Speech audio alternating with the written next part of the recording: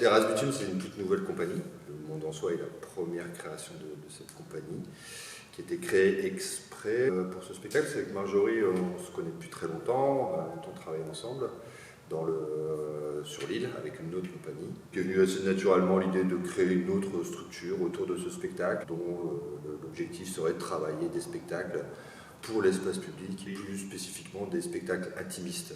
C'est un peu la spécificité du travail qu'on fait, c'est pas des gros spectacles, c'est plutôt des toutes petites formes qui se faufilent dans les rues, d'où le nom Rasputin.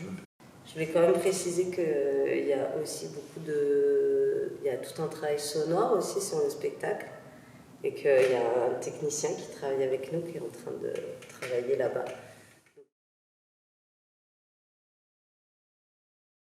Pour moi, ce qui est important dans ce spectacle, c'est aussi que ce soit fort, que ce soit un moment qui ait une certaine puissance qui se dégage et qui ait des émotions, de pouvoir échanger et partager aussi des émotions avec le public, vivre des choses avec le public. Pour moi, en tant qu'interprète, c'est très important. Ce qui va se jouer aussi avec le public, c'est-à-dire que s'il n'y a pas cet échange avec le public, en fait, il n'y aura pas le même jeu, il n'y aura pas la même saveur aussi au spectacle. Donc, avant tout, c'est ça, c'est pour aussi ce plaisir-là. Raconter l'histoire de cette femme, de sa quête intérieure, comment cette quête peut aussi prendre des tournures visuelles en utilisant justement l'espace public. Moi, ce qui m'intéresse, c'est plus de voir à quel endroit cette histoire peut toucher les gens et puis que chacun puisse raconter son histoire aussi en voyant celle-là. Alors, est-ce qu'on a le droit de répondre à cette question? On peut dire des trucs, mais attention, spoiler.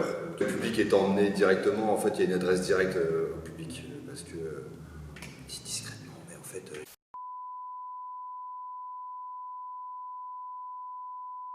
Je l'aurais pas dit, moi. Tu l'aurais pas dit. Ah, ils vont plus vouloir nous programmer après.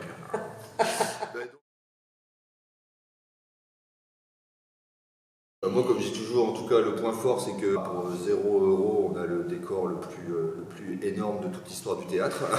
On a une ville complète comme décor, et que ça, c'est quand même un terrain de jeu extraordinaire. De mon point de vue, en tant que joueuse, c'est parfois un point faible. C'est pas toujours facile de s'adapter à toute la vie de la ville et d'y en même temps, c'est des compromis en fait à faire, en même temps réussir à garder sa ligne, à garder son jeu, à garder sa concentration et en même temps être capable, être suffisamment ouverte à ce qui se passe autour, donc en même temps être capable de rebondir avec d'éventuels événements, avec savoir s'arrêter s'il y a un bruit trop fort pour pas que le public perde ce qui vient d'être dit. Faut être hyper attentif à tout le temps.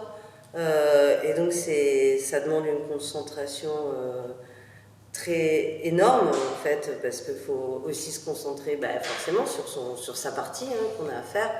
Et donc il y a tout le temps plein d'imprévus dans une rue. Donc c'est une gymnastique. Donc c'est autant un point fort qu'un point faible, mais en même temps c'est aussi hyper riche, hyper intéressant, très formateur. Je pense que pour un comédien, une fois qu'on est capable de jouer dans ce genre d'endroit, après tout est possible.